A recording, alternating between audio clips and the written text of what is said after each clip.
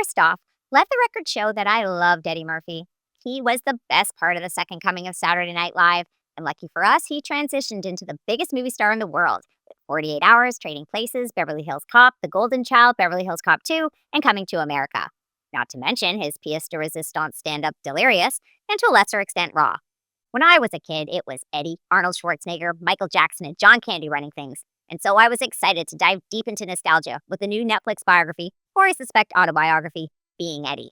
And while it's perfectly watchable, it's about as deep as Eddie's original laugh. It's a puff piece, I said it. The only controversy it addresses is the infamous David Spade joke made on the recurring SNL segment Hollywood Minute. If you're unaware, Spade had the audacity to refer to Eddie as a falling star on the sketch comedy show and Eddie's alma mater. I mean, how dare he? I get it, a dig like that smarts. But come on, Eddie, you're a comedian. Of course, Eddie bounced back from the professional pit Spade was referring to with more than a few hits, including the Nutty Professor and the Shrek franchise. Still, Eddie's decades-long irk is quickly leavened with a lot of attention given to his triumphant return to SNL 24 years later. It's all good, fade to black. Not so.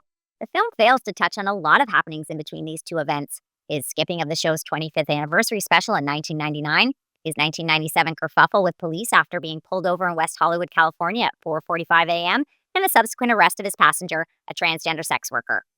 The doc does, however, shine some loving light on Eddie, being that he is a proud family man. He boasts a beautiful family.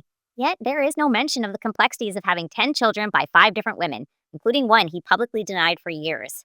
There are allusions to harder times for Eddie, with films not doing so well, but not once are the words The Adventures of Pluto Nash even whispered.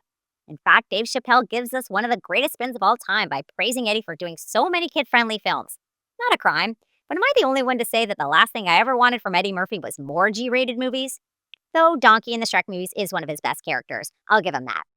But the hardest and weirdest tidbit to wrap my head around is how he ditched his trademark laugh. What the hell? This light rewrite is mentioned in passing, and the documentary quickly moves on. I mean, a comedian who changed his laugh? Am I, again, alone in thinking, what the hell?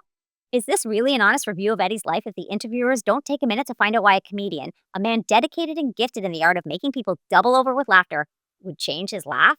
I realize it was a source of insecurity, but at least ask how he did this. Can a person really do this? What triggered it? Is he okay? I mean, is it really a laugh anymore if it's not involuntary? I found it sad that Eddie, once a bright light in my life, a man who brought me so much spontaneous joy, had not authentically chuckled in years. And while we're at it, it disappointed me to learn that not winning an Oscar was such a disappointment to him. I get that it was a bit of a letdown, but his disposition speaks to annoyance instead of seeing his nomination as an honor. Eddie, you've made so many people happy, and we thank you. But an Oscar? Towards the end, Eddie teases the possibility of a new stand-up special. But honestly, what I learned from this chronicle is that the Eddie from the 80s is gone. Not a crime, of course. I mean, it would be weird if he were exactly the same. He has a gorgeous house and grandchildren and looks to be content, if a little controlling with his life's narrative. That's great, and I'm happy for him as he heads into old age. I mean, I would watch his new stand-up, but my takeaway from Being Eddie is he's too precious to see the truth about himself, which, in my opinion, is where a lot of the best comedy and real laughs are born. Watch or not? Not.